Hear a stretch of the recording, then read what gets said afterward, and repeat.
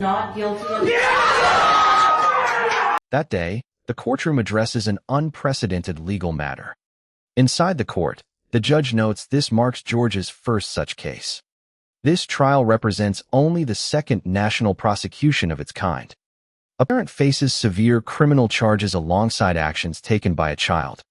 The legal reality is both deeply contentious and profoundly complex. Colin committed offenses directly tethered to the school tragedy. The first 39 witnesses focused purely on Colt's violence. Even so, Colin stands convicted for a total failure to intervene. The court clarifies the fundamental levels of criminal culpability. While intentional crimes carry top severity, negligence ignores foreseeable harm. The truth came out when the court reviewed all 27 charges. The judge looks directly at the defendant to deliver a stern rebuke. It is clear you failed as a parent. In that room, the judge highlights the complete lack of domestic stability. Colt was never enrolled in activities to build healthy social bonds. No online activity was monitored while the teenager drifted into isolation. Throughout 8th grade, Colt did not attend school under Colin's care. During those absent days, Colt repeatedly watched school shooting trial footage. The boy fell deeper into dark obsession while receiving no mental health care. The mood turned even darker when the judge addressed legal causation.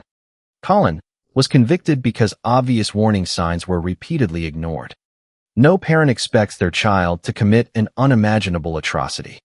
However, it was unmistakably clear that a crisis was imminent. At a bare minimum, severe suicide risks were plainly obvious. Colin failed to implement the most basic security precautions. The judge points to the specific equipment present in the house. Face to face, the judge calls out the unused safety devices. You could have got $100-something safe and put the guns in the safe. Storing firearms properly would have prevented this entire legal tragedy. Removing magazines and ammunition would have immediately averted the disaster. Surrendering weapons temporarily would have allowed Colt to seek counseling. Taking any single step would have kept the 4 victims alive. This negligence persisted relentlessly throughout the first month of school. Sentencing remains complex because the charges lack mandatory prison terms. The legal gravity of Colin's crime remains inextricably tied to Colt. If Colt had stopped, Colin would face no criminal charges whatsoever. Because Colt went forward, prosecutors sought 80 years in prison. After a long silence, the judge acknowledges the community's grief. The law strictly obligates the court to sentence without raw emotion. September 4, 2024 altered countless lives permanently. Colin's total failure to secure firearms was the deciding factor. The courtroom prepares as the formal prison terms are announced.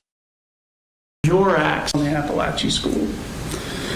For each of the murders in the second degree, I'm sentencing you to 15 years in confinement. And then, involuntary manslaughter charges receive 10 years concurrent time.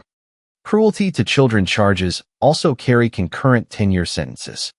Reckless conduct counts result in 12 months concurrent confinement. Colin stands 55 years old with no previous criminal history. The court found no evidence of an intentional criminal conspiracy. However, the profound devastation demanded significant prison confinement. The judge distinguished parental negligence from Colt's direct malice. All terms are structured to run concurrently rather than consecutively. At that very moment, the overall sentence is finalized. The final total punishment is officially placed on the record. The courtroom listens intently as the aggregate figure is spoken.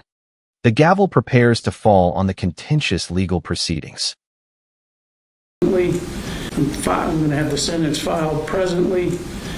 Right after, the court advises Colin of post-conviction appellate rights. Direct appeals or new trial motions must be submitted within 30 days. A habeas corpus petition can be filed within 4 years. Defense counsel is instructed to file a placeholder motion immediately. This verdict brings an end solely to the legal chapter. The enduring pain and heartache across the community continue unresolved.